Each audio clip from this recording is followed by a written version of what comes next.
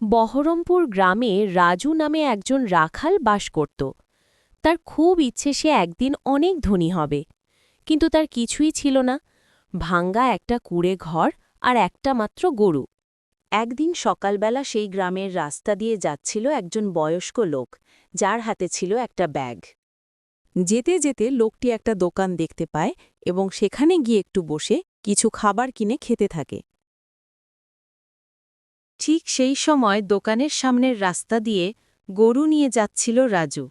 তখন সে বয়স্ক লোকটিকে দোকানে বসে থাকতে দেখে। ঠিক সেই সময় দোকানের সামনের রাস্তা দিয়ে গরু নিয়ে যাচ্ছিল রাজু। তখন সে বয়স্ক লোকটিকে দোকানে বসে থাকতে দেখে।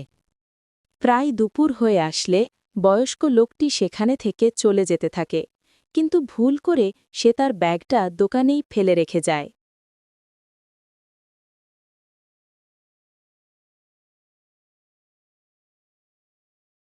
দুপুরের সময় লোকজন চায়ের দোকানে যায়নি বলে ব্যাগটা সেখানেই পড়ে থাকে, আর দোকানি অনেক আগে বাড়ি চলে গিয়েছে, তাই সে দেখতে পায়নি।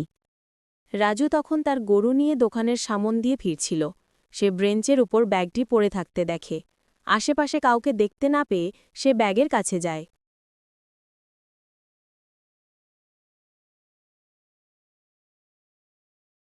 আশেপাশে তো কাউকে দেখতে পারছি না। তাহলে এই ব্যাগটা কার?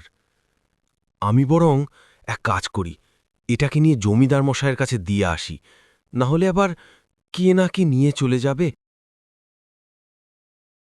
এইসব কথা বলে রাজু ব্যাগটা নিয়ে জমিদারের বাড়ি যেতে থাকে। জমিদার তখন গ্রামের লোকেদের সাথে কথা বলছিল। রাজু যাওয়াতে জমিদার তাকে চলে যেতে বলে। জমিদার মশাই, আমি এই ব্যাগটি গ্রামের চায়ের দোকানে পেয়েছি। আশেপাশে কোনো মানুষজন না থাকায় আপনার কাছে নিয়ে এসেছি। আপনি এটার মালিকের কাছে পৌঁছে দেওয়ার ব্যবস্থা করুন। আমি তাহলে আসি। ব্যাগটা দিয়ে রাজু সেখান থেকে চলে যায়। জমিদার তখন তার একজন সাহায্যকারীকে বলে এই ব্যাগের মালিকের সন্ধান করতে থাকে এবং আশেপাশের গ্রামেও খোঁজ করে জানতে পারে এটা একজন ধনী ব্যবসায়ীর ব্যাগ। সেই শহর থেকে তার মেয়ের বিয়ের জন্য গয়না কিনে ফিরছিল। ক্লান্ত হাওয়ায় বহরমপুর গ্রামের একটা চায়ের দোকানে একটু বিশ্রামের জন্য বসে।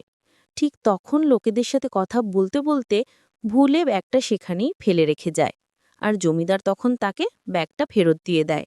লোকটি রাজুর সততা দেখে তাকে অনেক টাকা উপহার দেয়, আর সেই টাকা দিয়ে রাজু গরু কিনে খামার বানায়। এভাবে তার দিন বদলাতে